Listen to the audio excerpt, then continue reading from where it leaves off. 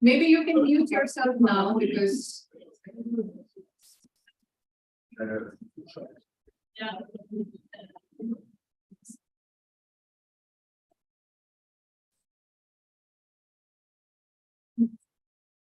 Rename myself as.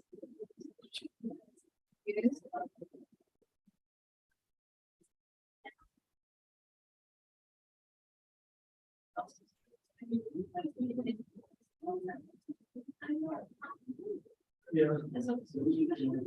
Yeah.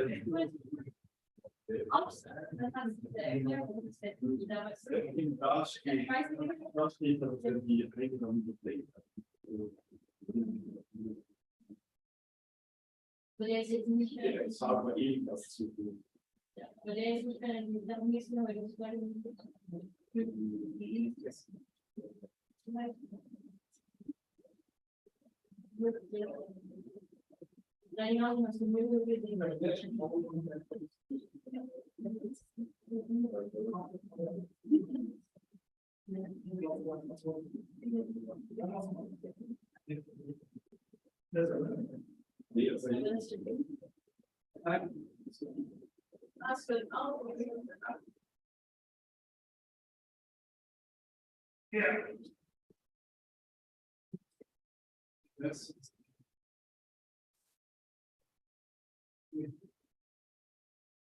Yes, I agree. Go ahead. Yeah, I'm adjusting it. Just a minute.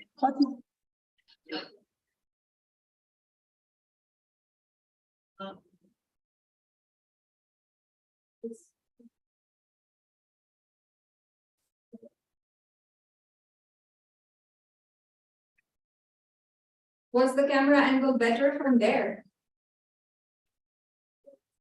For the audience?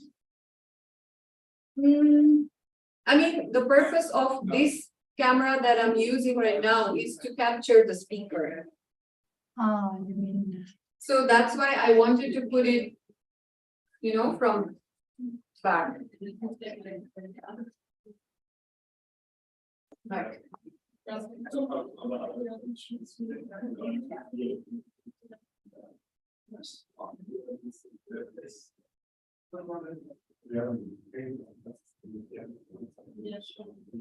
yeah, this zoomed in is better, I guess.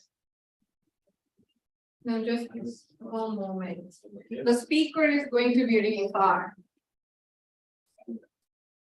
So I think the speaker is here. Yeah. I have to change the camera angle from back to like here, but Whatever floats your is boat. it better If you stand this side, then it will be better. here? Yeah, Okay. on this side of the Here? screen. Because the mic will also be much more. So she said that the mic, this mic has much more capacity. Okay. So yeah, when I use even audience questions were quite clear. So Okay. last time. So, but if you standing there will block the screen for the audience, then I don't know. But for me as There, I'm just going to maybe sit somewhere, like even in the back seat, like here. Like here. no, I mean the speakers. What do you mean?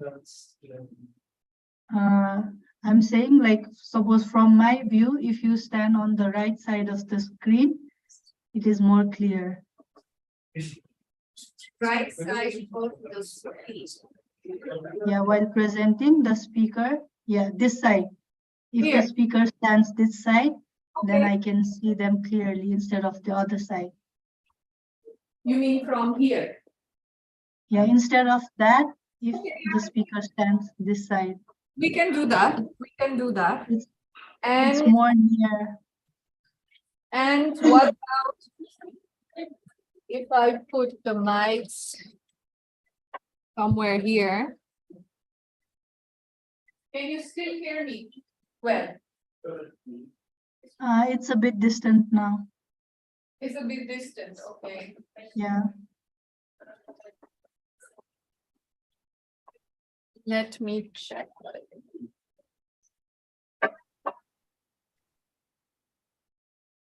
Because it's right now very ugly. Maybe I can sit here. Then this. So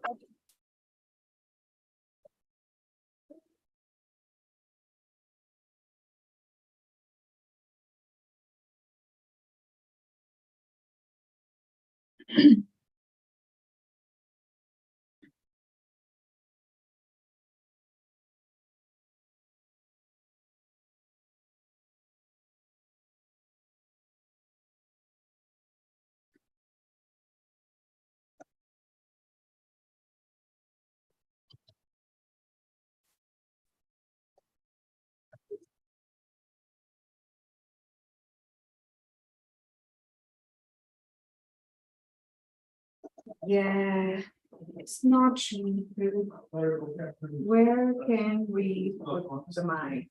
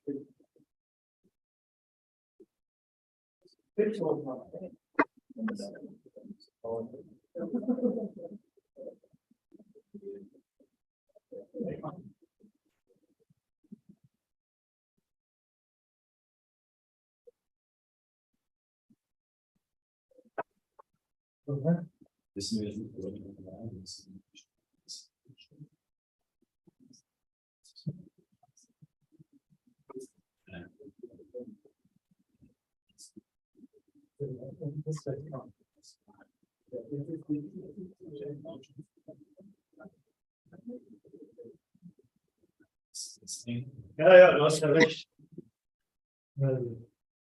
Ich gebe ihm die Maus, ja. Yeah, for sure. Where do we put this mic? No problem. Because we want like a center so that it can attach. But he said when I put it like here because of the wires. This is for someone, this is for the presenter. Yeah, For the audience, they have to attach. honestly, I would wait until all of them sit. Okay. I was thinking. Now I would put it aside so no one steps on it and everybody's sitting. Yeah. Okay. Okay, yeah. Thank you for the idea.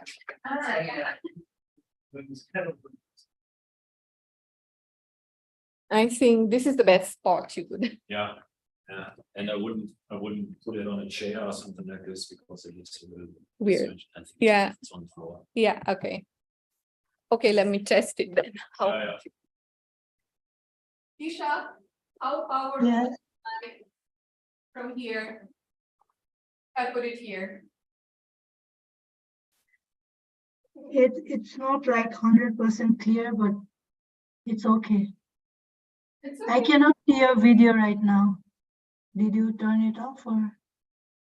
Ah, yeah, I can see the Samba logo. okay. I think I turned it off. Yeah.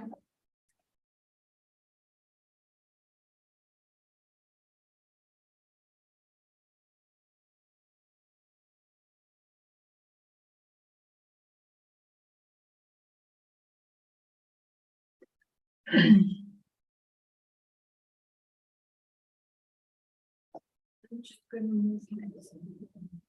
Towards the back.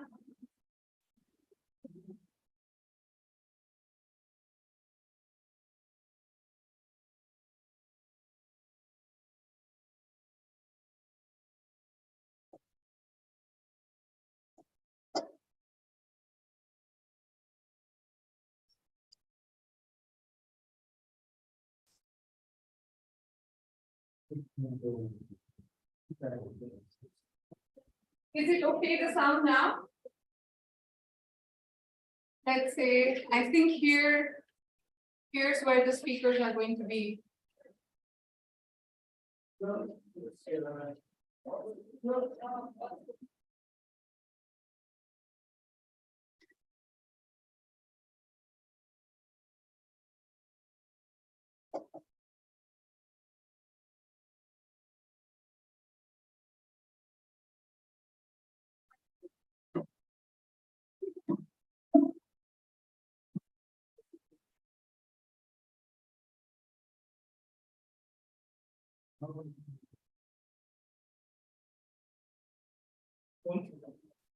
Hört sich gut aus. Klickst du nochmal gerade? Was hier noch? Hier. Ah, Also kannst nicht klicken. ja, Scrollen. okay. So, hier. Ja, Likes ist geschrieben. Likes drauf. Founding Partner. Ja, von vorne ein CD, was ist das? Ja? Check.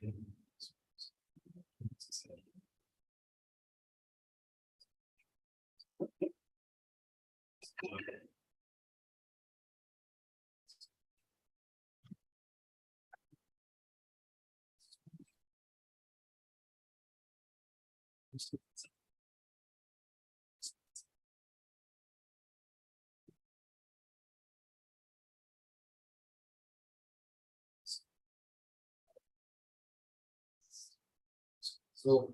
Und dann muss ich einmal wechseln. Sie müssen PDFs dann. Die hast du alle, ne? Ist aufgemacht hier? Oder? Zeig mir mal, wie das PDF aussieht. Ja. Das. Ja. So. Hallo. One John Event. Middle early, but no more. Kannst du ihn reinlassen? Yeah, no worries. 15 Scroll. See you.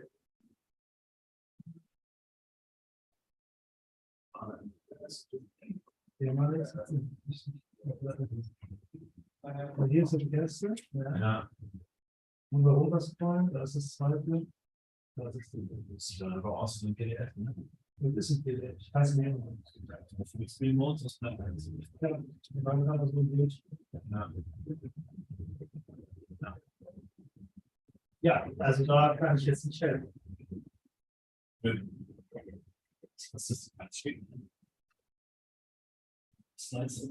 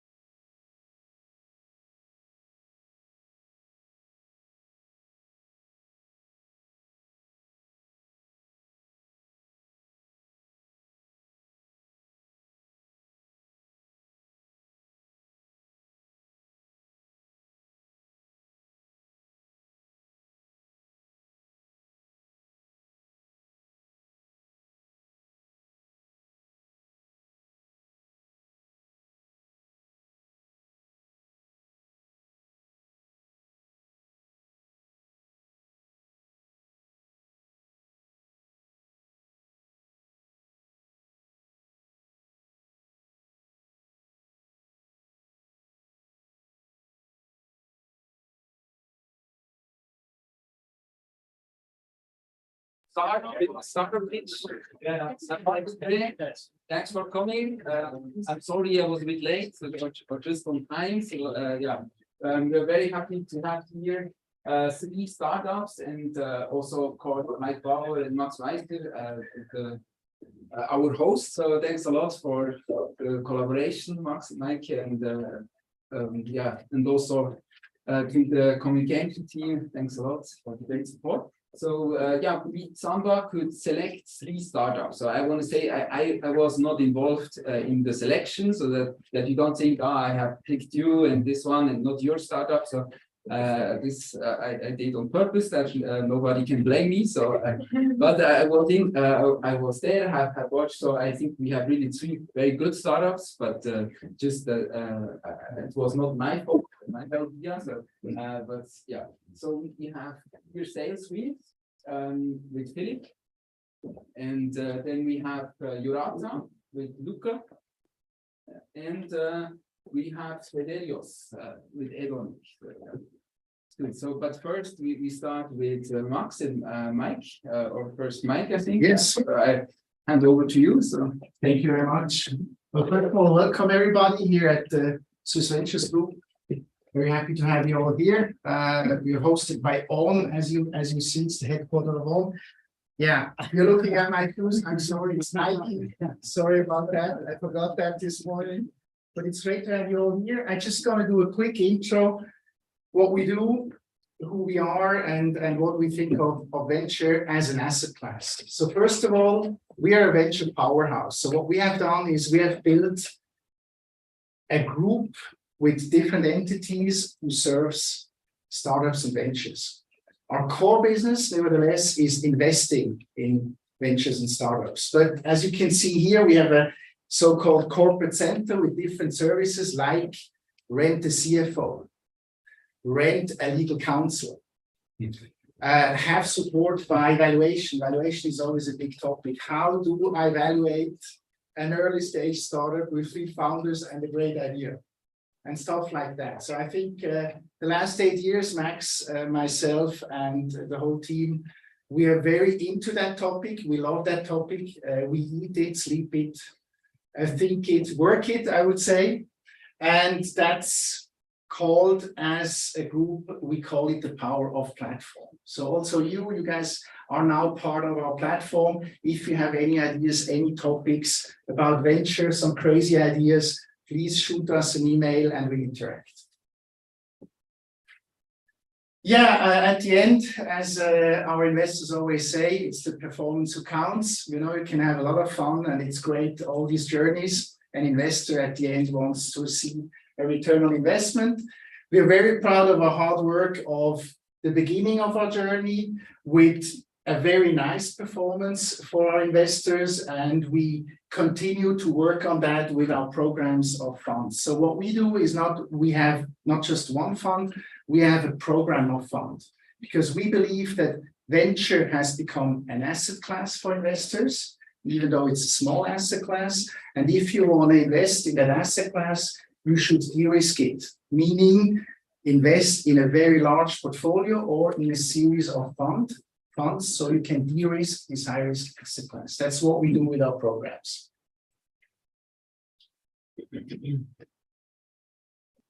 That's one of my favorite slides, because quite often we still have to do a lot of education for venture as an asset class. A lot of people tell me when I talk to potential investors about investing in venture, they tell me we are not doing private equity.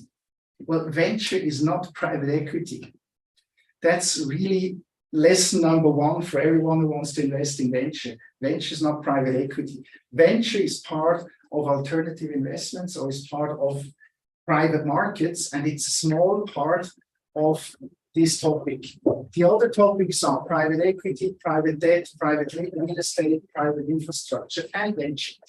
That's for me just something super important and not too, mixed up.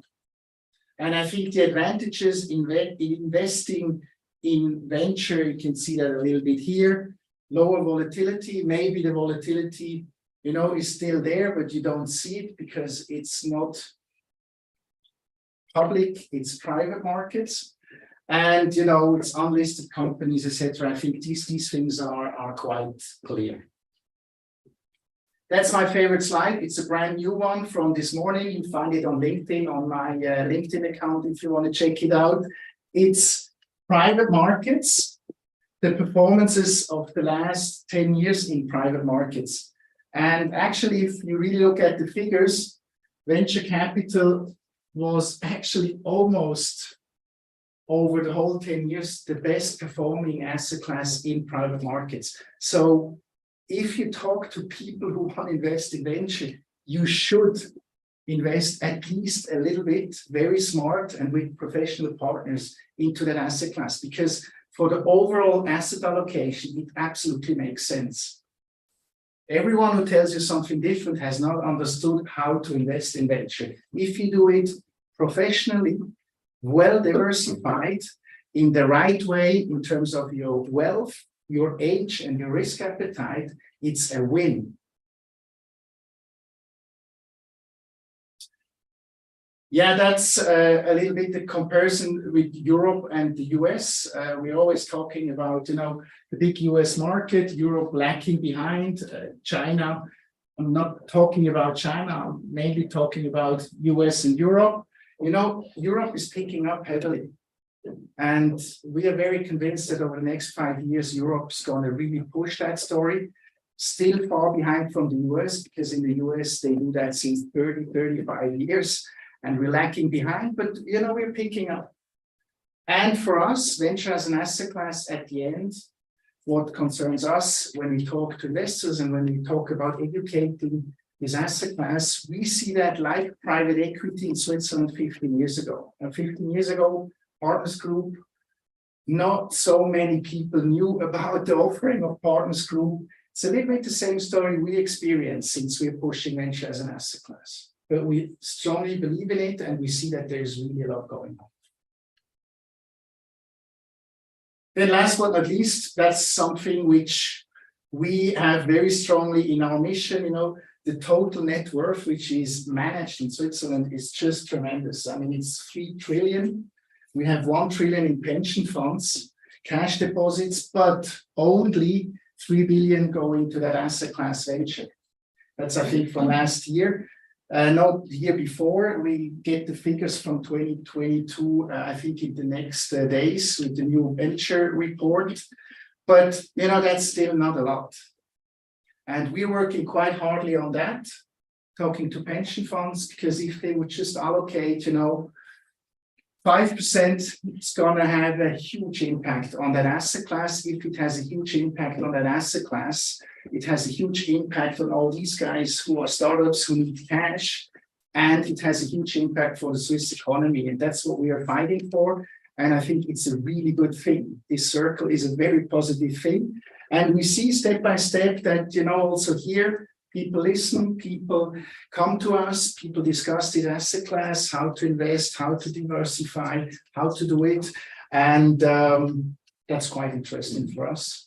And we're going to move forward on that.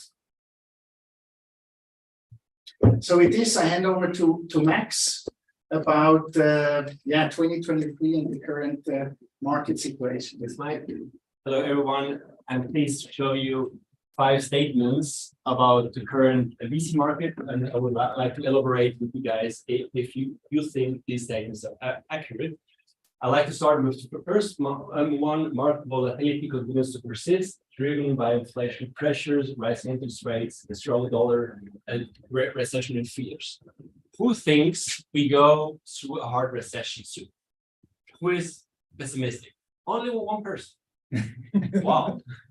You're perfect VC investors, therefore. I'm also quite optimistic. I think the current figures are quite well. Maybe you have seen the inflation figures yesterday in the US. Inflation is coming down, interest rates are quite great. I think we'll see the same in Europe in 6 to 9 months. Stock markets are also great. The Nasdaq is up 4% since December. Bitcoin is coming back maybe. So I'm quite optimistic for the future. Second statement, while there is still substantial dry powder on record levels available, global Q3 VC funding is down 34%, and Q4 should show the same trend. Absolutely agree. Q4 was a carnage, very bad for VC. And I think 2023 will be the same, very difficult environment. But let's take another perspective for a second. We have 600 billion committed capital in VC funds. 600 billion, that's more than the GDP of Argentina, right? And let's assume 10% of this number will be capital called VP funds, so meaning LPs or investors that are not willing to pay the money. And 30% of the money will go to the current portfolio startups. Then we have bottom line, astonishing $230 billion that have to be deployed in the next 7 years. 7 years is the average fund duration. And out of the 7 years, we have 3 years in investment period. So when the market will turn, the VCs worldwide, they have to invest 230 billion within 2 years. That's a big party again. Moreover, we have 200 companies on the waiting list for a Nasdaq listing. 200, that's massive. So from this perspective, I think VC can be quite optimistic. But fun times are over, for now, at least. Founders will be pushed to build painkillers, not vitamins. Startups need to build solutions that customers are really willing to pay for. Absolutely correct as well. The problem is, many Swiss founders didn't realize that the party is over. So the valuation in Switzerland are still very, very robust.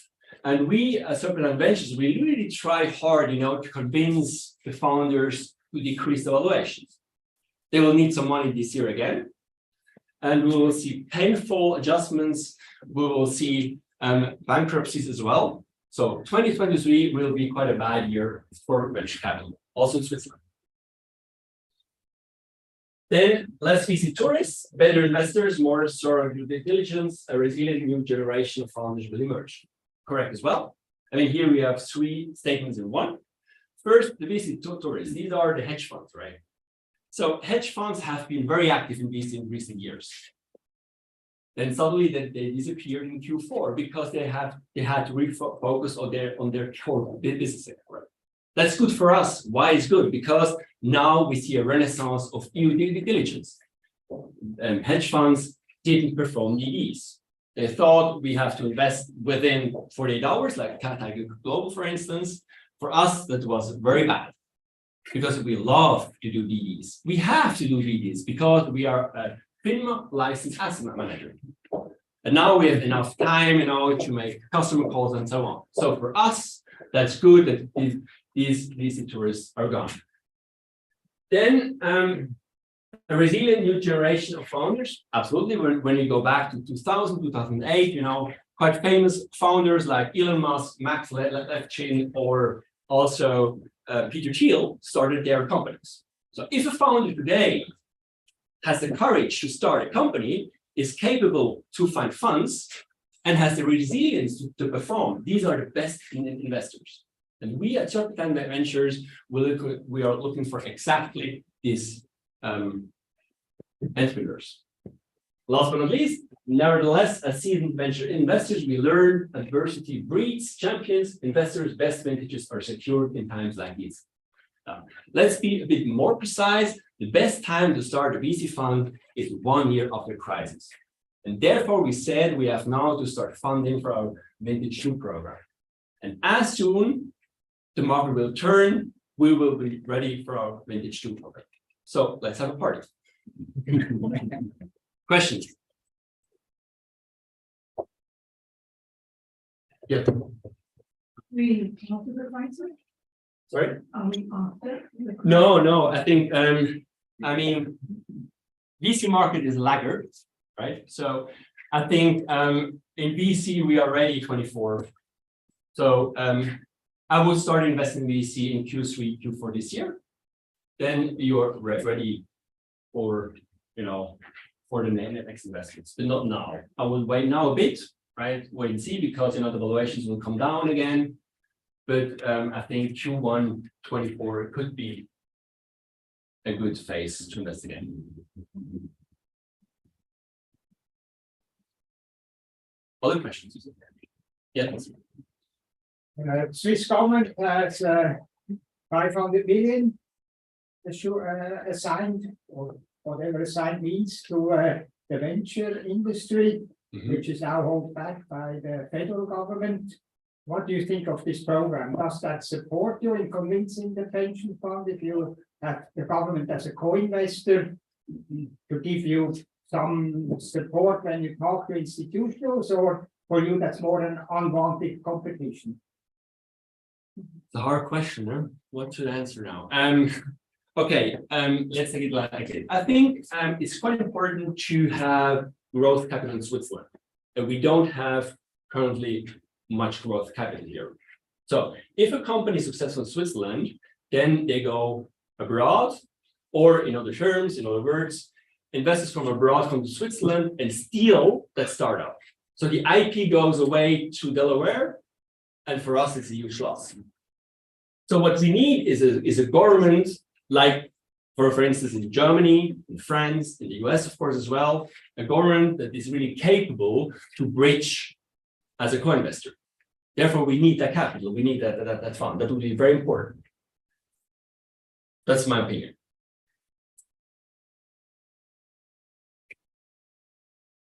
Other questions? Maybe just to add on for the 500 million, I think that the tricky part is, how does the government deploy this 500 million? And we have several discussions about this, you know, for example, partnering with people like us who do just that, specialized, and they match make the investments we do as funds, because we're a little bit scared that, you know, the governmental people who should assess and decide in which companies to invest, that's going to be very tricky. So I think there's still a way to go, but it would be super important to have a much stronger push. But I think the execution of this 500 million is as decisive as saying we have 500 million available. By the way, 500 million for the Swiss government is nothing. That should be much more. Much more. The private sector today, private investors invest 3 billion. So why does the government only do 500? We could do much more, and it has this positive circle again, which is key for Switzerland. I mean, the discussion is 20 years old. I know Gregor Wenger, who initiated that program with the government. And as such, the problem is always, how can you convince the pension funds? And the institutionals right now, when they do fund of fund type of investment, the money usually ends up in KKR or in the valley somewhere. It's Sequoia or whoever that is at the moment. And as such, my question is, would it help you to convince the pension funds if you had some sort of support by the government? So, and then the question is, what support would help you to sell your story? Maybe the next slide, because for me it's a combination. So first of all, we talk to pension funds, and we are really at the beginning of education for pension fund people, how to invest in venture and why you should do it. That's the reason why we also did this initiative with IMD, which was launched by us in November for the first venture asset management competence center to educate people. And that's going to be also a masterclass for pension funds. So, you know, it takes time, but the government did something very important last year. In the rules for the Swiss pension funds, they allowed that pension funds invest, if they want, up to 5% of their total wealth in venture and startups as a dedicated asset class. That was a kind of first sign who gives us the opportunity to, you know, move forward and push. But I think without the 500 million, it's going to take much longer. If that's approved quite fast, it helps us a lot to push forward for sure. But I think it's a long journey. We have interesting meetings, you know, different kind of pension funds.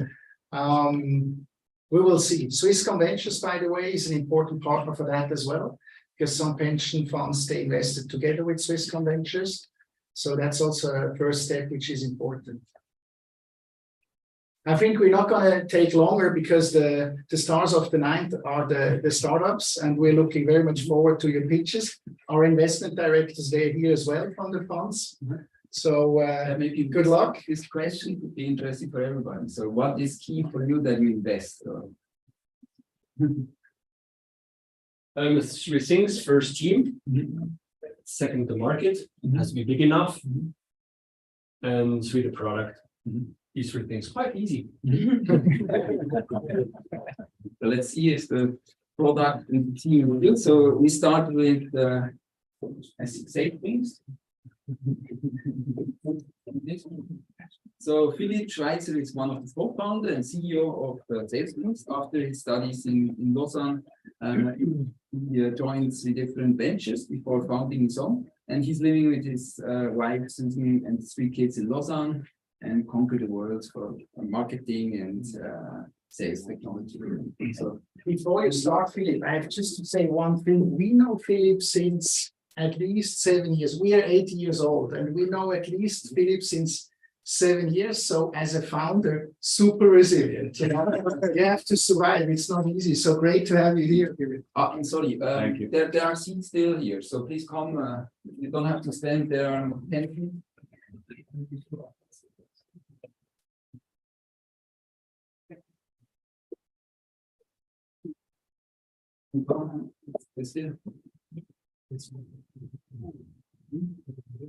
Yeah, and there is the voting after the 3 pitches, and just that you know, with Mentimeter, I was saying.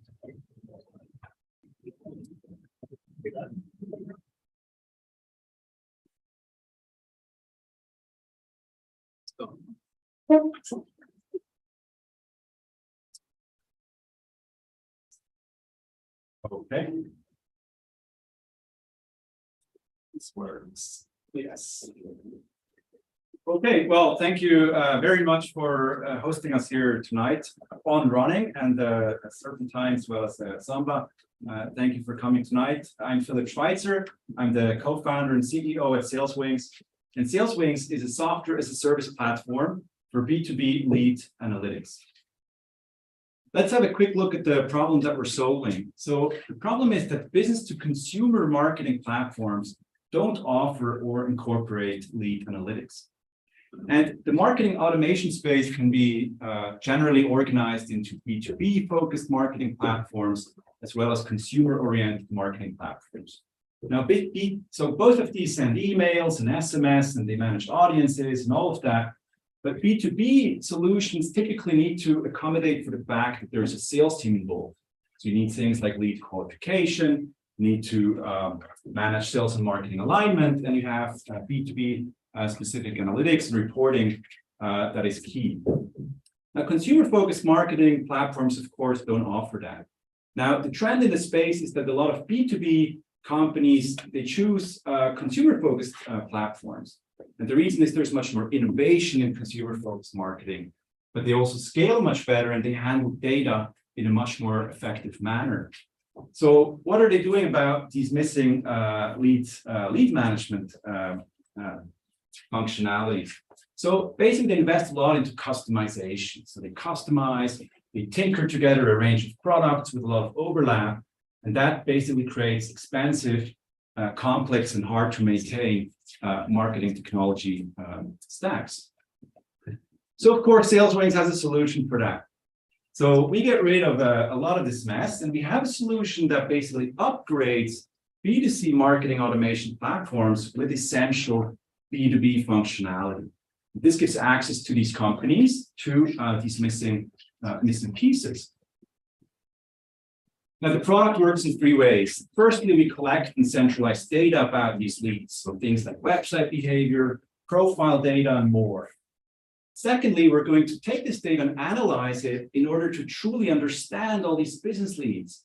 What are their interests? What are they sales ready or not? Are there alerting signals we should know about to communicate more effectively? And the last step, we're activating this data by pushing it back into the systems of reference, which are the marketing platform, and on the sales side, the CRM. So as you can see here, so we focus on the Salesforce ecosystem, but the opportunity is in the fact that we're a standalone platform and we're able to integrate our value proposition without change into a vast range of ecosystems. There's about 500 notable B2C marketing platforms out there, and SalesWing will be able to serve all of these spaces. SalesWing today has reached about 1.5 million in annually recurring revenues. So we have 50% of our customer base in the United States, 40% in Europe, and 5% in Asia and South America. And as you can see, so we work with mid-market and enterprise companies. KKR was mentioned, they're going to sign next week as a amusing note. And yeah, so growth is there, and we're optimistic for the future. So to give you an understanding of the size of the space, I figured why not compare it to some of the other hot startup markets. So we have things like plant-based food or NFT. So NFT, for example, generated about 10 billion in revenues worldwide in 2021. And the next 5 years, this market is expected to grow by 3.5x. Sales and marketing technology today, companies globally spend $170 billion on the digitization of sales and marketing processes. And that's expected to double to go about to 370 billion next 5 years. So you see there's a vast opportunity at this moment to grow, especially if you can attract global customers. Now, SalesWing is a traditional software as a service platform, so we have annually recurring revenues. We also scale the pricing nicely within organizations by basically charging based on number of users. So these are sales team members, so we're able to grow the revenues by account by expanding into new sales teams. Also, SalesWing is able to sign multi-year agreements, so a good part of this revenue is guaranteed over the coming years. When it comes to go-to-market, so again, we're a traditional enterprise SaaS company. We have a strong focus on channel, and channel is the most efficient way to acquire customers. So we have a commercial agreement with Salesforce. We get 30% of our business today straight from Salesforce. We work with integrators, and of course, we have a range of digital marketing activities like inbound marketing and co-marketing, and we do outbound sales with a sales development team. Now, if there's a single reason why you should consider investing, it's absolutely a team. So I've never worked with a team this professional, passionate, like with Salesforce. So we're a fully remote team. We're 18 people today in 10 different countries. And if I can say something, I truly know that with this team, we will achieve our goals that we have set out. So today we're raising 2 million in gross money. So we are profitable, and Q4 was fine for us, even though we could have grown faster without the recession or crisis. But we want to reach 5 million annual recurring revenues with this investment, make some key hires, and expand into new ecosystems, which requires marketing power, which requires investment. And with 60% of global SaaS market being in the US and also being our strongest growth market, we do want to open a Delaware company, of course, but hopefully a Swiss acquirer will be first. I would welcome that. And last but not least, so these are some of the business leads we're currently talking to. We have active conversations. If you're interested to invest, talk to me. I'd be happy to answer your questions. Thank you very much, and enjoy the evening.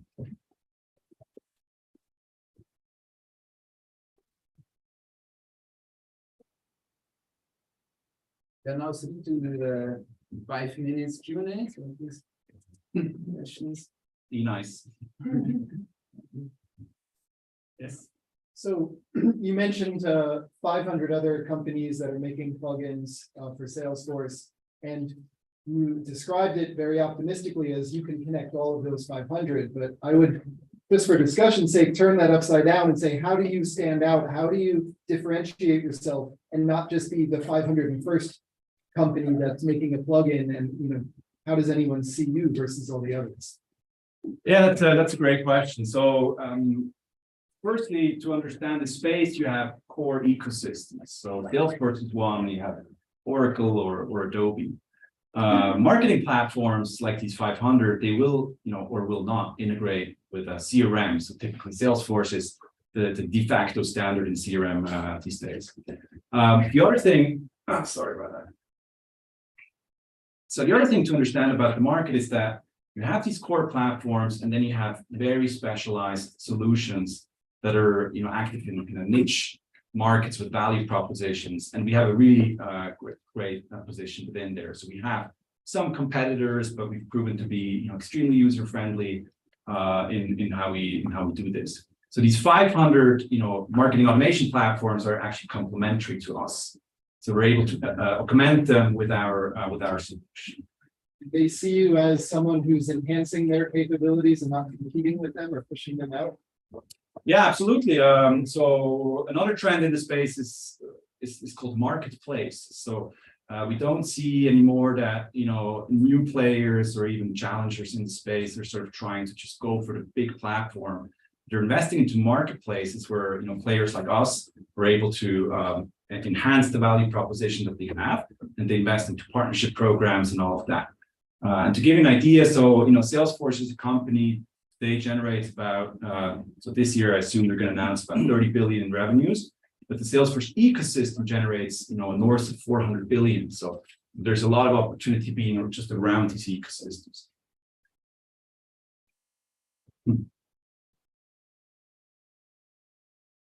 And a question from the audience. Good evening. How can we see the slide? So they could not see your presentation. I'm really sorry. Okay. Yeah, I'm really sorry. Especially for the rating, we have to see how we do. Only maybe then here people can vote, and because it's not fair when you have not seen your pitch. So Sure. Okay. So another question, Urs. I have a follow-on question, a little bit differently asked. What you do, lead analytics, I would assume is the most natural extension to a CRM. Why doesn't Salesforce do that themselves? Why do they think, is it because they're fat and slow? And that they say you need some fast young generation guys, or why don't they do it themselves? Yeah, so the ecosystem is overly complex. So you will have, so SalesWings incorporates a range of things. So you have data collection, you have data processing, and these analytics that you mentioned. Then you have aspects like, as we say, activating this data. So using that data to enhance, processes within Salesforce and other elements. And then some of the analytics that we provide, are just leveraging our data within a platform like Salesforce. So Salesforce has, in total, I think about 30 products, and they have, some of these functionalities here and there, but they may be too complex. You have industries like pharma, real estate, or, these teams are not so mature, and they go a little bit slower. Or they're just way too expensive, so they rely on engineers to customize them. There's a global shortage of engineers. So one trend is that of low code or no code in marketing tech, where you kind of distribute governance of, let's say smaller solutions. So give it into the hands of business people. So it's quite a complicated space. But yeah, I mean, we invested quite little so far, and we got quite far. So if we invest, we can go really far. So.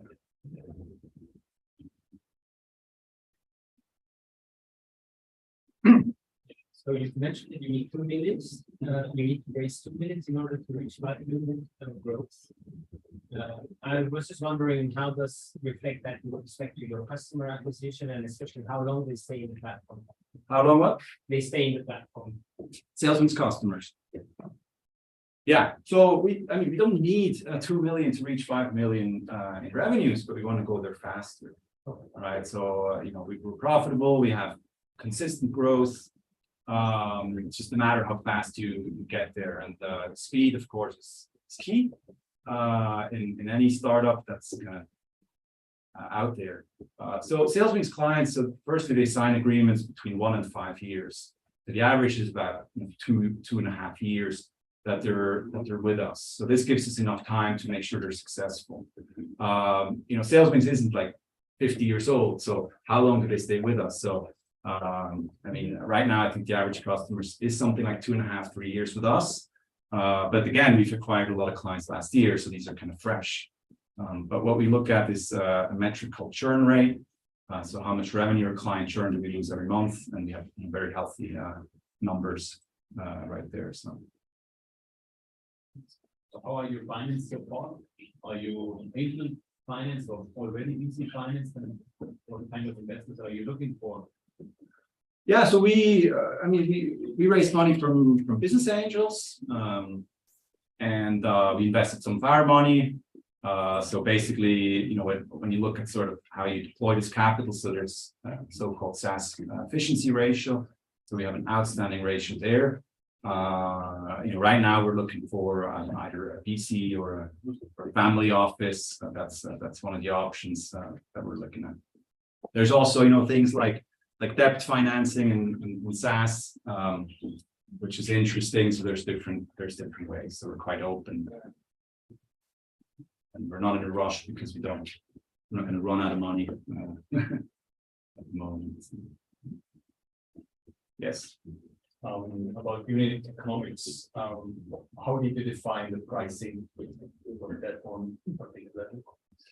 Yeah, so essentially when we started out, which was 2016, we had our first paying client. So we focused on small businesses. So the solution was $20 a month. And then we built that functionality, and we worked a lot with our clients to understand. So today, the average client pays us, $23,000 a year.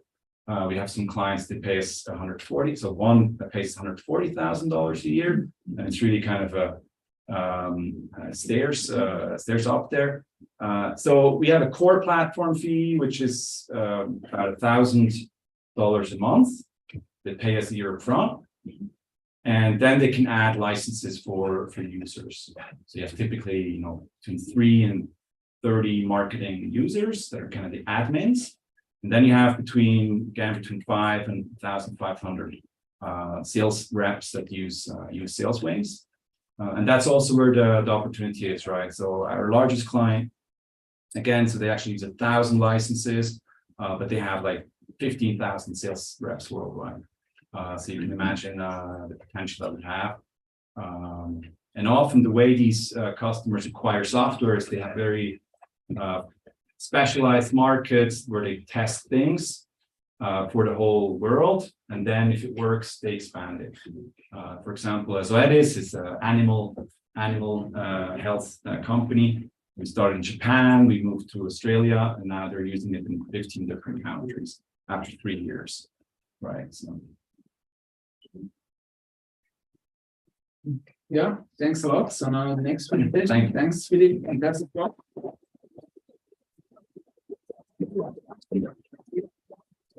Jurata.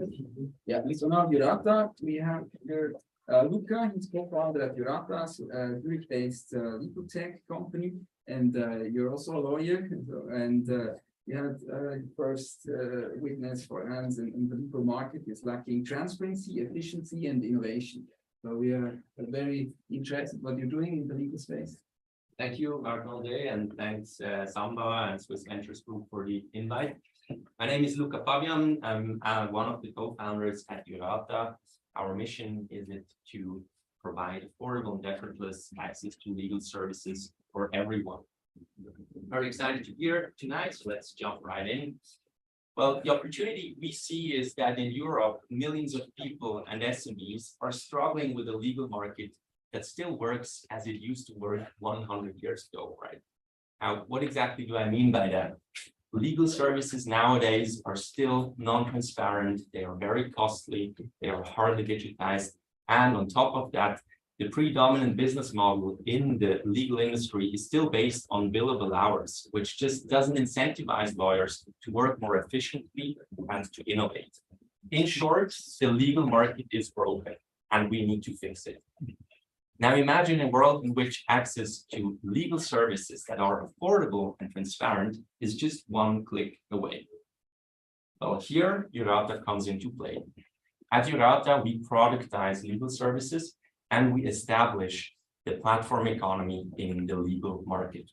We do this based on 3 pillars. First, we offer fixed price legal products for cases that can be standardized, such as incorporations or trademark registrations, employment contracts, shareholders agreements, terms of service for companies or privacy notes, and so on and so forth. Secondly, we provide our clients with an intuitive lawyer matching for cases that cannot be standardized, that are more complex and that require tailor-made legal advice. Thirdly, we provide our lawyers and their clients with a digital infrastructure that is necessary to run the mandates fully online, including communication, document exchange, invoicing, scheduling, lawyer ratings, and so on. Thus, Jurata provides effortless, affordable access to legal services for everyone, everywhere. So how do we make money? Well, Jurata is a SaaS-enabled marketplace, combining a growing GMV with recurring revenue streams. Let's take a closer look at how this works. Clients on the left-hand side of the screen would pay us for the legal services they consume on the platform. These legal services consist of regular lawyer mandates such as a divorce case or a criminal case, and of legal products, as mentioned before, incorporations, trademark registrations, and so on. Shortly, we will also introduce a new offering called Legal as a Service for small and medium-sized companies, which essentially is a flat rate access for their ongoing legal issues where they need legal support. So we take these fees, we deduct a certain take rate between 7% and 50%. On average, it's 20% at the moment, and we forward the remaining amount to the lawyers on our platform who provided these services in question. On the other side of the market, on the lawyer side, we charge lawyers an annual subscription fee for them to be part of the platform. Where are we today as a company? Well, we reached critical mass on the Swiss market and we launched our monetization strategy in early 2022. Since then, we were able to achieve a GMV of roughly 500K in 2022. And additionally, we also reached 85K in ARR from lawyer subscriptions. Our GMV is growing at a promising rate, whereas our marketing spend remained almost constant. During that time, we were also able to release 6 legal products, as mentioned before. And last but not least, we onboarded 1,200 Swiss lawyers, which equals to more than 10% of the entire Swiss lawyer population.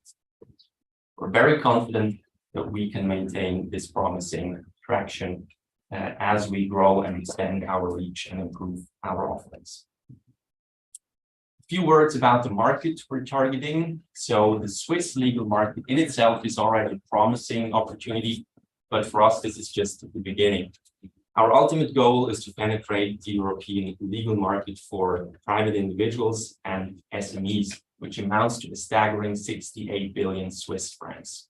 Within this, we believe that our total addressable market is at 19 billion Swiss francs.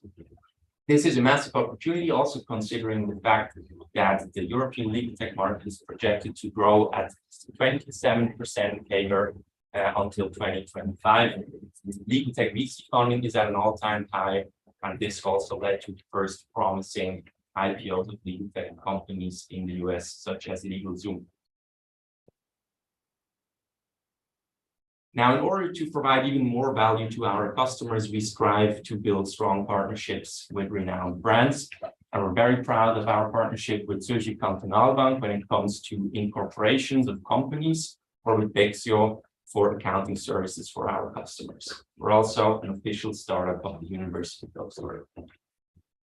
So who's behind Jurata? Well, Simon, David, and myself, we are a team of 3 dedicated founders with a complementary skill set. We combine relevant expertise in tech, design, and legal services that we acquired while working for companies such as Deloitte, Google, and Homburger. We were recently joined by Serge Angiski, our new marketing and growth wizard.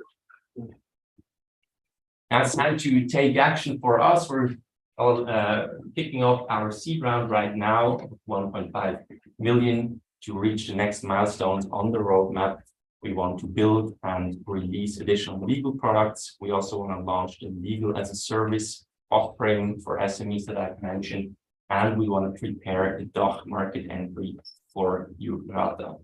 The ticket size or minimum ticket size will be 100K, and closing will be at the end of March. So join us now in disrupting the legal industry and in fixing legal services. Thanks a lot for listening, and now I'm open for your questions. I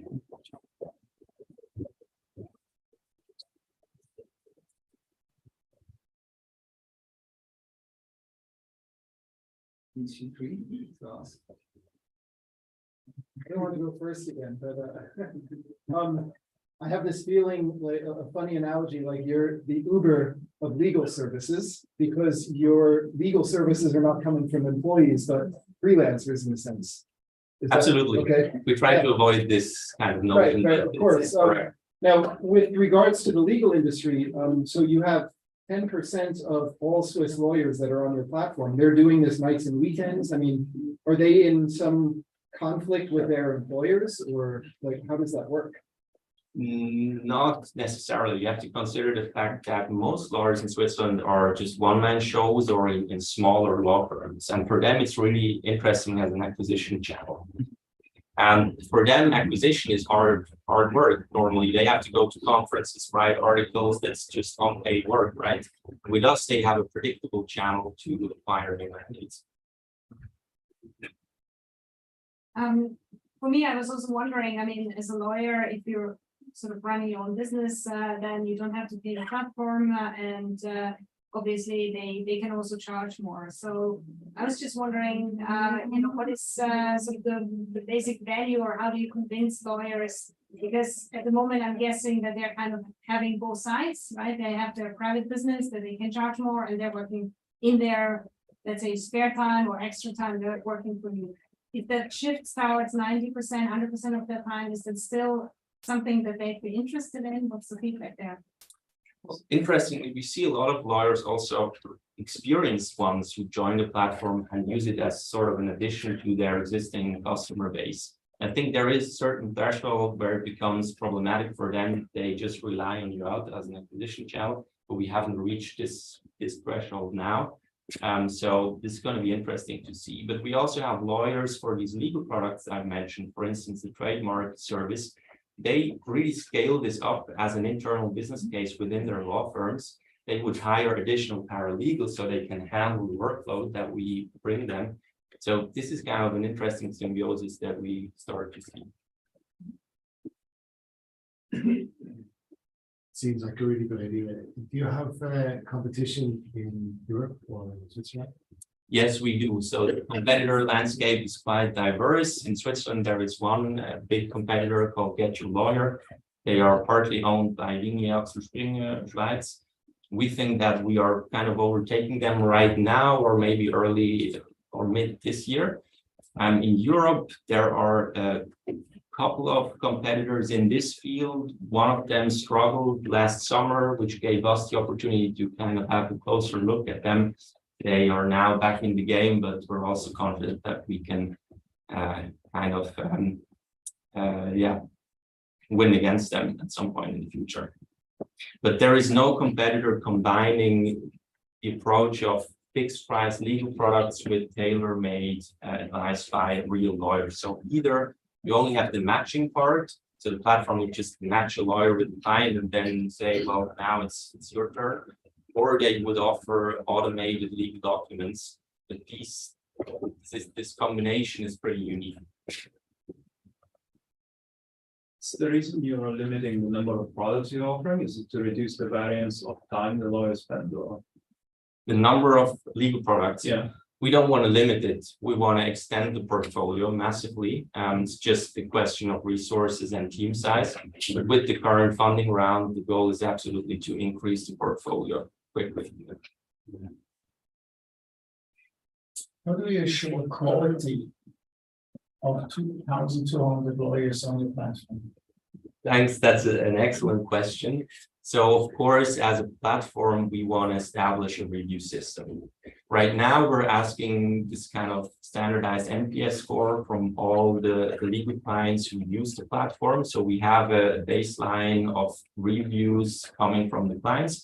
But in the near future, we will release a review system that's really specific for each lawyer. So we can measure the satisfaction of the customer with each lawyer, and then also kick lawyers off the platform if they don't match our quality expectations.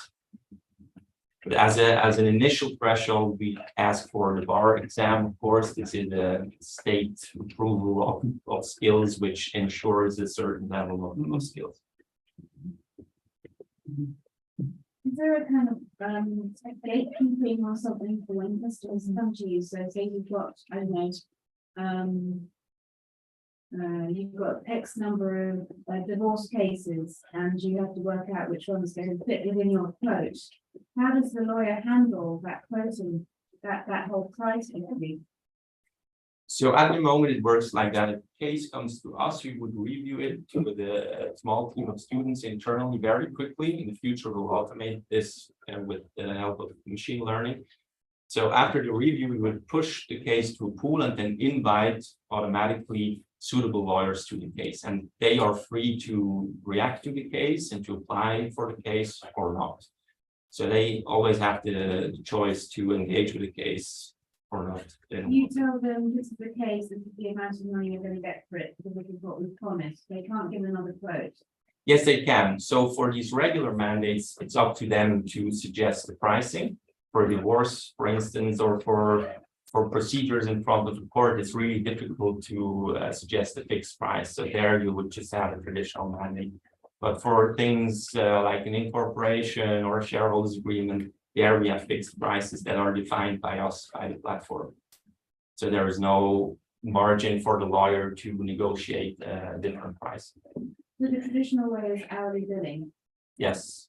In certain cases, yes, but we try to motivate and incentivize the lawyers to define caps and just really be transparent about the pricing. Okay, now we have a question from the audience in the web. So Frank Olivier from, so could you say a few words about your go-to-market strategy? How will you reach out to SMEs? And then the second one, how will you scale your legal services? Yes, thanks a lot. So on the SME side, we chose a go-to-market strategy that's heavily based on these incorporations. We saw that from a US competitor, LegalZoom. They basically incorporated 1 million companies, and that was to just get the foot in the door for these companies. And of course, they would come back to LegalZoom for subsequent legal services. We're doing the same in Switzerland, together with Zürcher Kantonalbank. They are sending us many, many leads, and we would incorporate the company and then do upselling, cross-selling with additional products. So in the SME space, this works really well. We also try to partner up with industry associations, startup associations, just relevant organizations that are in touch with the customers we're interested in. In the private individual space, it's more about online marketing, so Google advertising, just organic search. So we try to produce content that ranks high in search. That's what we do to acquire the customers. Now about scaling the legal products question. Yeah. So there it's just a question of resources. We need to increase the team size of legal engineers who would then build these legal products together with the lawyers in our network. And this is really a co-creation process with lawyers, with our internal resources. It's a question of resources, basically. What kind of retention or churn build on the lawyer side? Yeah. So retention is pretty good. We have about 2% yearly churn rate at the moment, but we're still young, so these are not final numbers, of course. And on the customer side, it's really too early to say the recurrence of the customers. We see first promising signs when it comes to companies. They would incorporate with us and then they come back for a shareholders agreement and for accounting services. We would then send them to Bexio and so on and so forth, but we don't have solid numbers there yet. So at the moment, if you compare the SMEs that work with you and private people for the board, what is the percentage at the moment? Or where do you get more clients at the moment? Clients, we have more in the private space. It's probably 70 to 30%. But revenue wise, the SME clients are better clients, right? And they contribute roughly 50% of revenue. So then I would ask, why don't you focus on SMEs? Because I mean, you cannot, hopefully for most people who will not have recurring clients on the private side, because one divorce is enough, I would say. So and then generally, the private person tries to avoid lawyers, SMEs all the time. I mean, you know, today when you make business, when you get a certain size, you need lawyers again and again. So why not concentrate on that? Yeah, very good question. We keep asking ourselves the same question. So basically, it's a historic kind of thing. We started with the private individuals and it worked pretty well and still working pretty well. For us in itself, it's profitable, right? So there is no reason to cut this part of the platform, but we're currently focusing and investing in the SME side of the platform.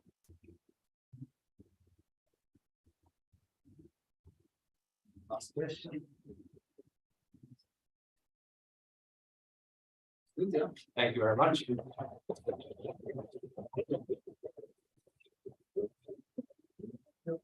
Now we have last but not least, Venios, he's the co-founder and CEO of Edonic, a serial entrepreneur, and he has founded 10 years ago a Swiss NGO and delivered 400 humanitarian aid projects to war-affected displaced families in Syria, Iraq, and Lebanon. And now he's trying to conquer the social impact area. So I'm very interested in your startup. So please. Yeah, thank you so much for having us. My name is Severus. I'm the founder of Edonic, a Zug-based social impact tech company. We are basically digitizing the whole process from collecting donations until the final distribution in the last mile to the recipients. As you know, the market is maybe the least innovative space, the humanitarian aid space.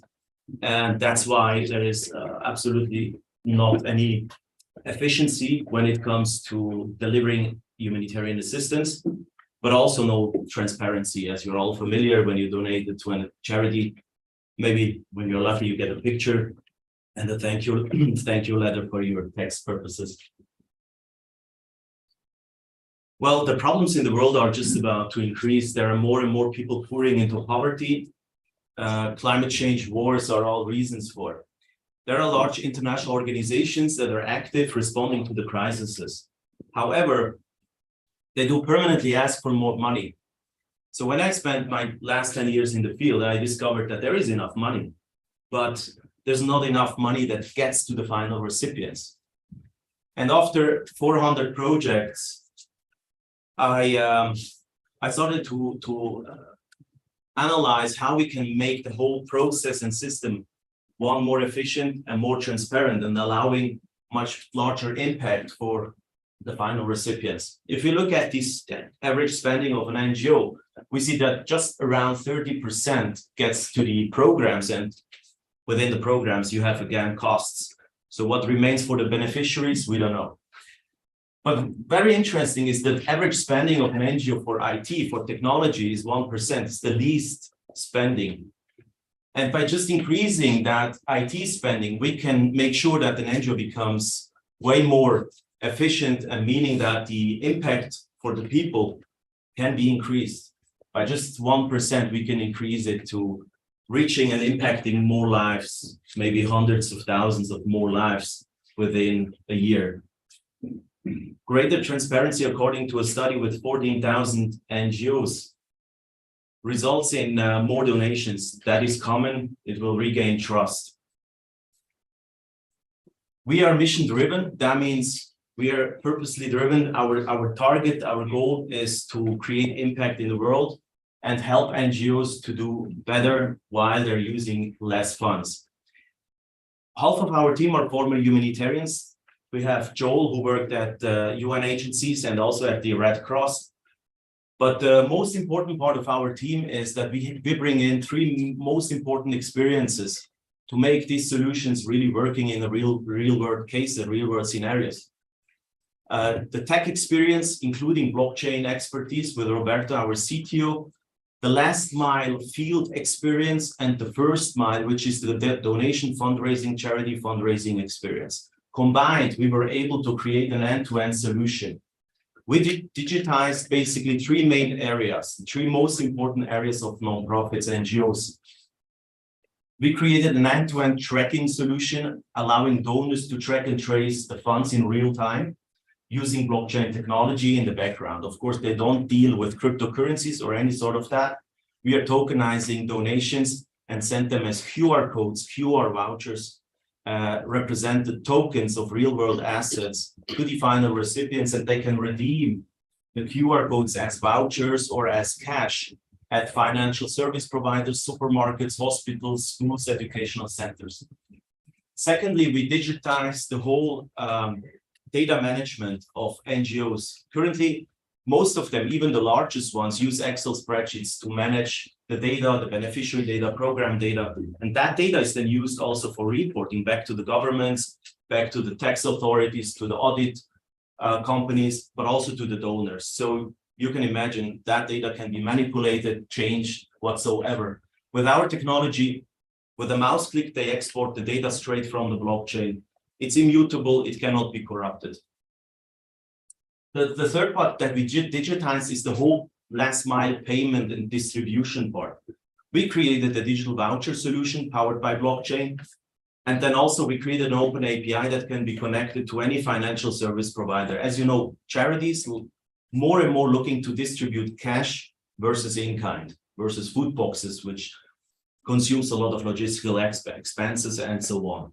So cash is increasing, and with our infrastructure that we implemented into the same platform under the same roof, they can plug in and distribute cash through Western Union, which is our first official financial service provider partner. These are the two products, end-to-end charity solution and the last mile data management and payment infrastructure. We could just recently also attract PostFinance to white label our charity solution as part of their ESG strategy and implemented it into their website to allow the banking clients to do good and also track and trace the impact in real time. We are for-profit B2B SaaS company. We charge per transaction volume. Of course, NGOs always love to get stuff for free. So we sometimes need to be a little bit tough in negotiation, but so far it works. And we see the long-term value in Idonic on the data side. We will create business models around data, machine learning, data science, data analytics, which can forecast tailored responses during crises. We will know over time what type of aid is needed after an earthquake, after a tsunami, what type of aid is needed in a certain development country versus another country, education, healthcare, medications, all that based on data. Last year was our first operational year. We launched the platform and we so far onboarded 6 main NGOs. The most important or most famous one is UNICEF. It's always hard to get to the UN. We made it successfully, just recently signed an agreement and developing for them a unique donation engagement application for UNICEF Argentina, and then moving on hopefully to the other UNICEF program countries. All the total donation volume of our current clients is 9.7 billion. Of course, they're not transacting everything through Idonic yet. It would be nice, but 10 to 30% is always cash and voucher assistance programming. So we're hoping to accelerate and scale pretty soon with our current, but also with our upcoming clients. We have 10 more organizations in the pipeline. You have actors that don't do everything what we do under one roof, but they have, for example, Kobo Toolbox is a data collection solution. They're not doing anything else. GoFundMe is very familiar for fundraising, but no last mile transparency. Redrose is a digital voucher solution, but no blockchain and no data collection solutions. We combine everything under one roof. The reason is to digitize the whole process and make the life of NGOs easier. I'm always asked by VCs who is interested to acquire a company that is operating in a non-profit space. You know, we are for profit, but we're operating in non-profit. The market is huge, especially in the US alone. It's a 400 billion market, and you had very interesting acquisitions. We can discuss them maybe later. We got nationally and internationally recognized. Also good for us because the technology, but also our use case was validated by several experts in different programs. We are raising currently for our early Series A post-seed round 1.5 to 2 million. Part of it is already secured by our lead investor, a family office from Liechtenstein, and majority of the funds will be used for increasing our staff. We need urgently more tech people, more business development people, professionalizing, increasing our API integrations with partners. Maybe just a few impressions where our technology is currently used. In Poland, we help Plan International, a 1 billion NGO, to distribute cash assistance for Ukrainian refugees. They just recently distributed 280,000 euro through Aidonic. In Tanzania, we were tokenizing school meals and helping rural schools to feed the children in the school that suffer from hunger from the drought. In Ukraine, we were helping MEDER to distribute tokenized hygiene kits, allowing their donors to track and trace the aid in real time. Just recently, with the US-based NGO, we were distributing food vouchers for Venezuelan refugees in Trinidad and Tobago. There is more to show, but I think you're over time, right?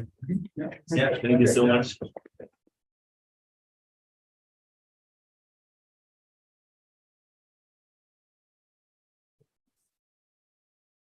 To go back to your pricing slide, there's a subscription, and then there's how do you actually charge or price the products? So usually we charge per transaction volume what they transact through the platform in form of cash or vouchers. So usually NGOs program a certain amount to a project, and then they say, okay, we need to help 1,000 families, each one with $100. And we charge on this transaction volume that they use through Aidonic up to 3.5%. Depending on the volumes, we go lower. So sometimes it's 1.5 or 2%, depending on how much annually they plan to transact.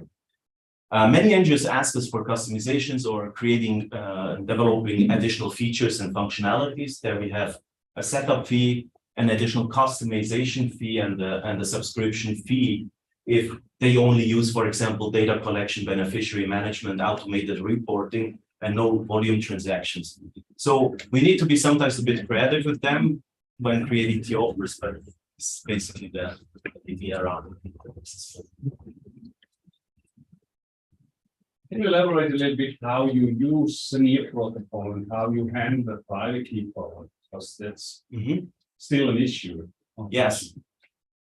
So it is impossible to expose final recipients to private keys, to wallets and stuff. What we did is we built a system around custodial wallets, and we built two blockchain models. One was based on the Stellar blockchain, which we used just to tokenize the donations that we raised in a crowdfunding, and then we sent the tokens. We transformed the funds into tokens and then sent them as simple tracking tool of real world asset from wallet to wallet. So the supermarket had a wallet, the beneficiaries were using wallets, but managed by us.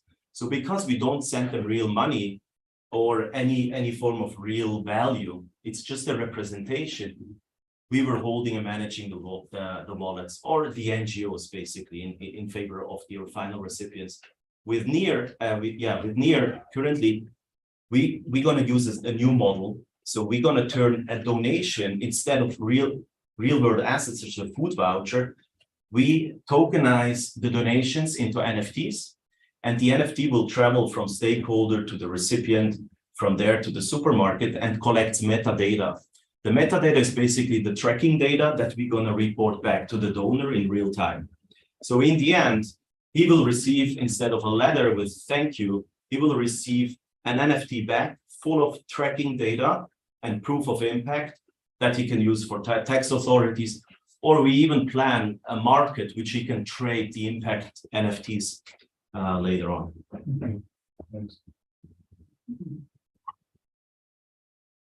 But each project needs customization, right? Not necessarily. So sometimes there are NGOs, they're fine with the tech stack in the platform that we already offer. And sometimes you have large organizations which want specific new tools that are, for example, we have an organization that works in rural Africa where there is no internet connection. So they asked us whether they can use our technology, whether we can offer them also offline data collection that can be stored in the browser and then later synchronized with the database. And these are the specific custom requirements that sometimes are, which is good because we want to extend our tech stack and cover all the needs. Yeah. Quick questions. Yeah. Quick questions. What is your margin in transactional fee, including like considering the expensive last mile from Western Union? First question. Second question, have you considered sell a blockchain for the deployment? Because it's perfectly blockchain for the nations. Yeah. The second question, yes, we considered the deployment of, you mean delivering cryptocurrencies to the final recipients, right? Well, Sala blockchain is purpose-built blockchain for the nations, and what they did, they built a network of remittances in many of the emerging markets, and the transaction fee is exchangeable. So there is a couple of companies like Impact Market and Google who also deliver bring aid through this network, through Ukraine, to Brazil. That's the fraction of those. Yes, we did explore stable coins and other cryptocurrencies, though the big problem is the off-ramping. So in certain contexts, you cannot, the recipients cannot off-ramp crypto into local fiat currencies. This is what you say. And yeah, so I mean, we can maybe talk about it. It's interesting to explore. But we've been in touch with Circle before, and we were exploring off-ramping solutions also with Polygon and other actors. So we're always looking at specific use cases in different geographies, and maybe there will be a fit. Are you going to focus in the next couple of years on particular products or on one side versus the other? Because it's a vast market and you've got good popularity. Yeah, we wanna focus on two main areas. One is, we call it also the Uber of humanitarian aid. Any person in a developing country can become a partner of a project. That means an individual here that wants to help a family can place his donation in a market, and then basically a person in a target country that, for example, a student, when we traveled through these regions, we saw so many unemployed people with skills. So we want to use that potential to basically involve them in charitable last mile distributions. It can be a teacher, it can be a psychosocial support programs, it can be a logistic person that delivers food to a rural village. The second area is around data. We want to extend our features around data science, data analytics, predictive tools. And another area which is also very interesting is in the whole development space. So we want to focus, use technology and extend it into impact investing. So helping small businesses in target countries to generate revenue, to generate a micro investment or a micro grant or a micro loan to build their businesses, create sustainability in their homelands and serve their communities in the neighborhoods. And last question. Anyone? Yeah. Then it's good, yeah. Then now, thank you a lot. Yeah. So thanks.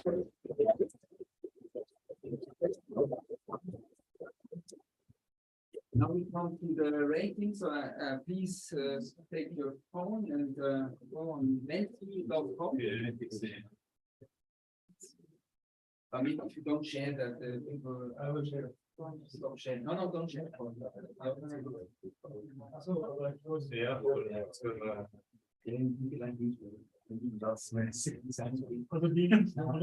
We only do here voting because like they could not see your presentation, otherwise it's not fair. So, but we will not invest, so Samba, for us, it's an event, so I hope you liked it, so please go on enti.com, then use the code 87125400.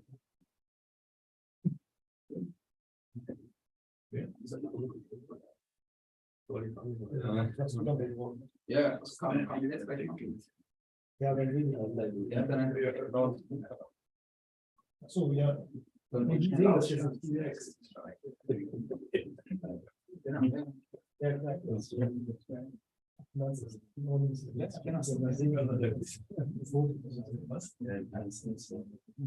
Ja, die Ex, dan kun je meer lezen. Ja, even dat je zo vaak is, van die hebben een andere toekomst. Ja, ja. Er is een crowd van die. Just feel all very good.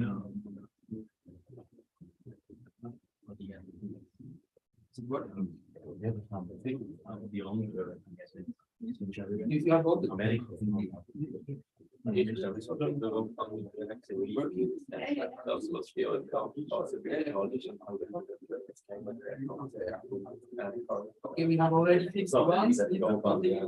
For one.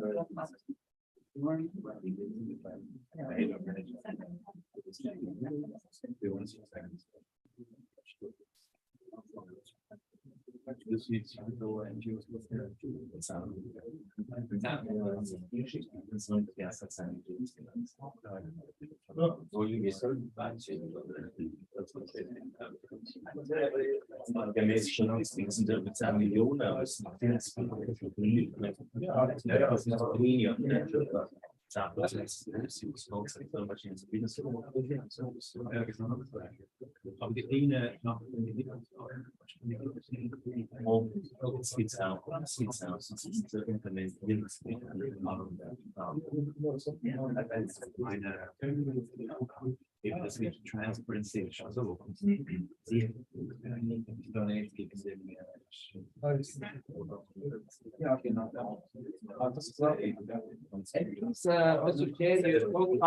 how we can expense and so on. This is the second question. Please, it's very important for us because we want to make events for you so that you like it. If we do anything wrong, just let us know. It's also valuable feedback. So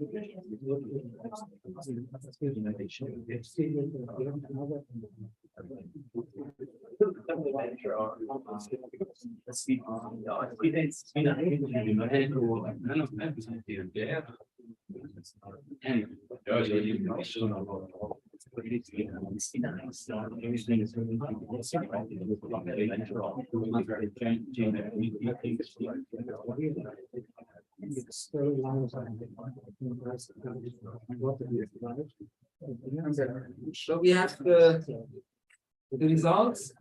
Yeah, we only have winners, so like sales wings, applause for sales wings.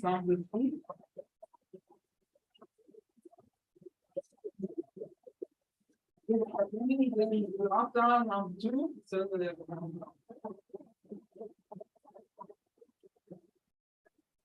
Ironic, congratulations.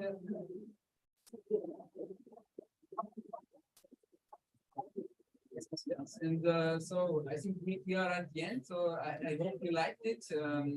We will do similar events. We have an event planned with SIGTIC and with work also similar to startup pitches. If you have not been selected, please send in your pitch deck soon when we announce the next event. Yeah, I would like to thank you and the whole team of Swiss Venture Group and Certain Time Venture. So it was fantastic for us. I hope you enjoyed it. And now it's time for networking. Yeah, enjoy it. So Drinks in the main. yeah, drinks are there. So please start. And you have to eat. Sorry, the Guinness.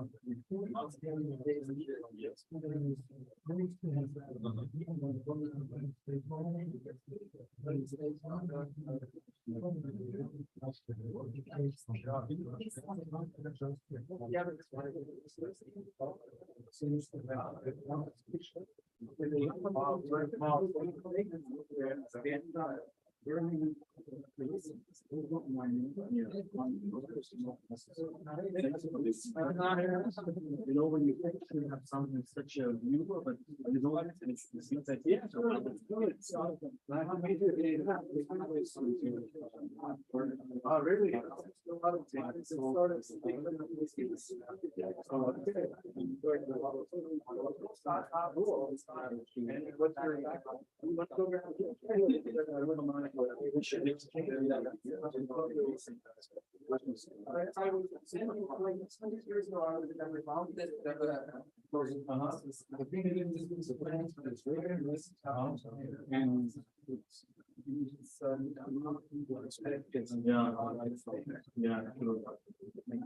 It's a lot of areas, but it's available for the audience to get the new message out. Thank you so much. Thank you. Thank you so much. Hello.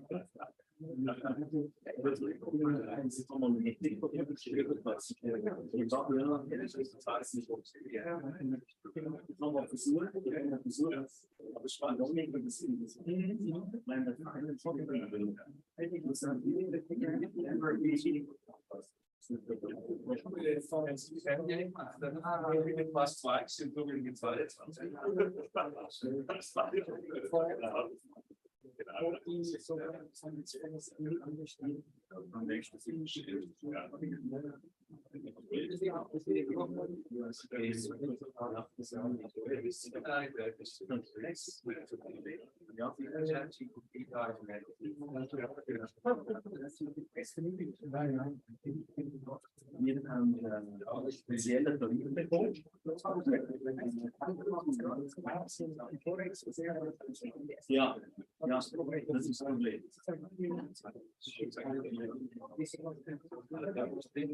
Exchange.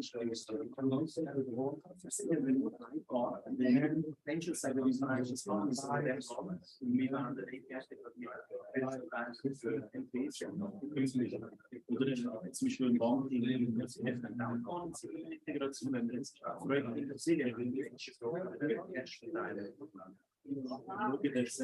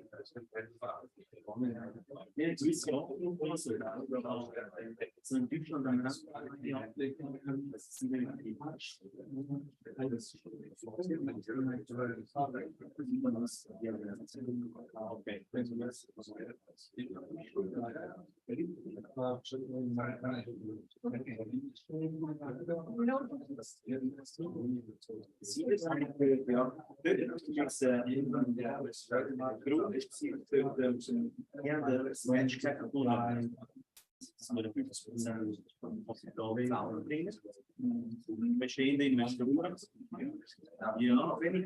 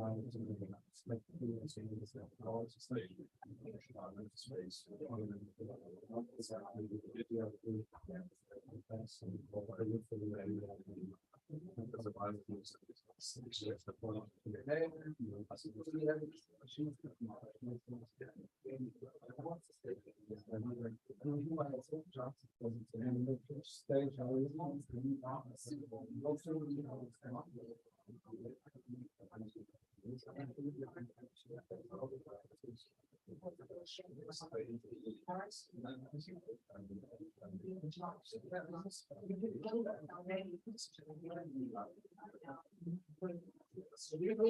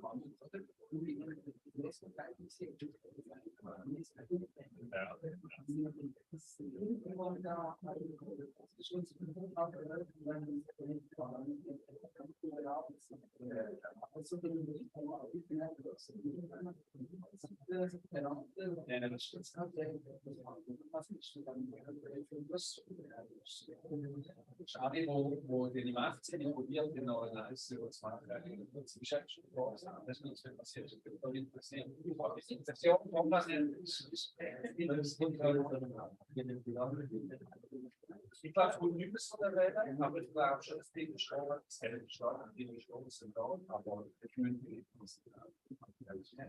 steht es ja noch nicht.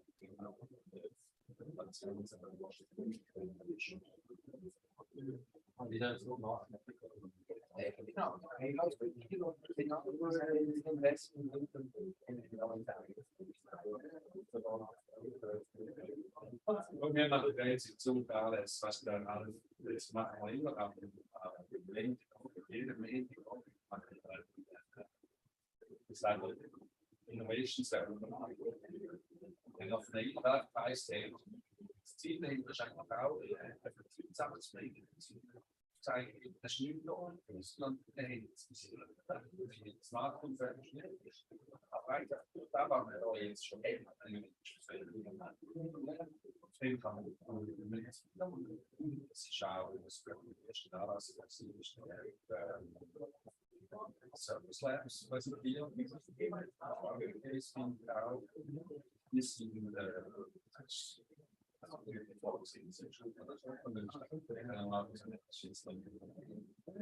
ich finde noch das letzte Mail, die kennst du die NFT noch sind, die nicht aus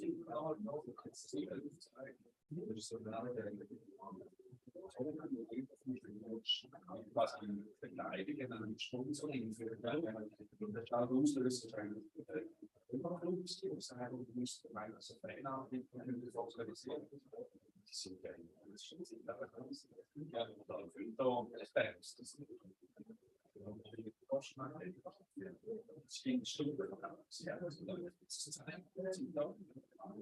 das Thema ist bekannt.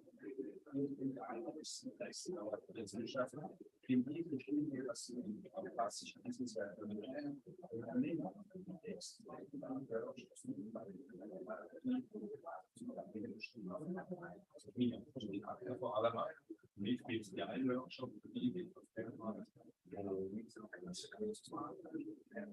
und warum sehen das so eine Organisierung das neues Mal das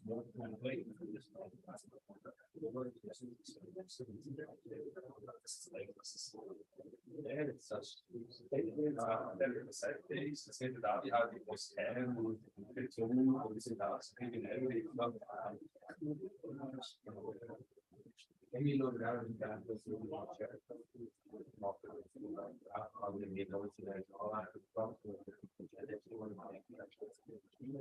look out in that was really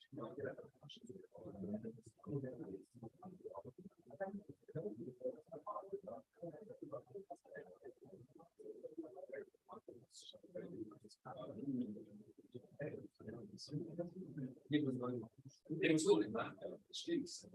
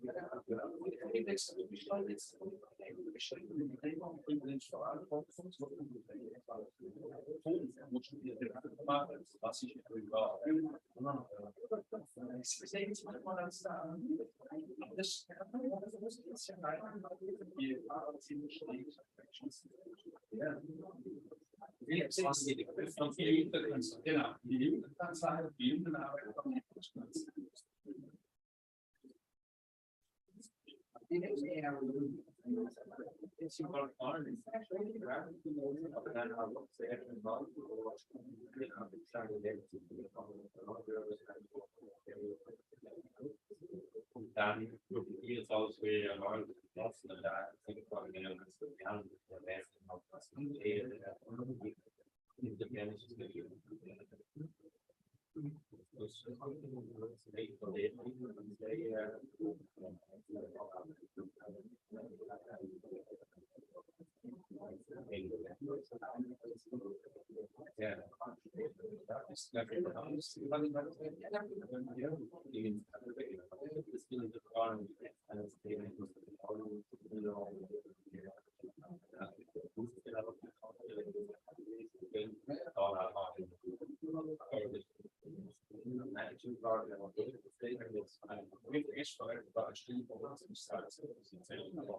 was der Grund ist, dass sie wahrscheinlich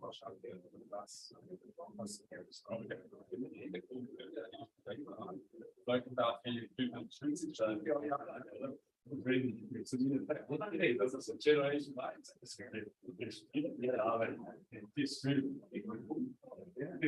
Also ich frage mich halt,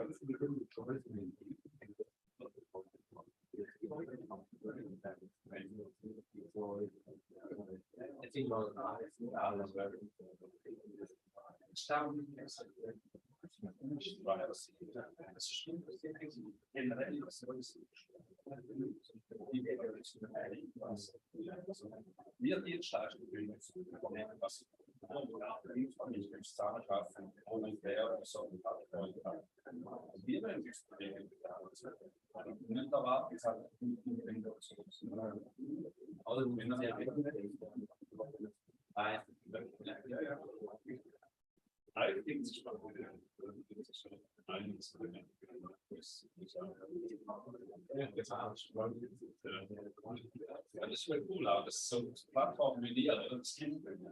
Ja, oder wenn du dann müsst Training die erste. Die vielen Trainer sind klein, 200 Trainer da. Ja, drei andere in der Space.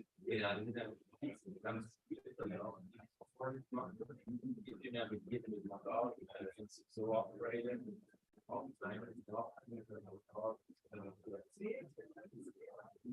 We have yet to extend US the only chance to maintain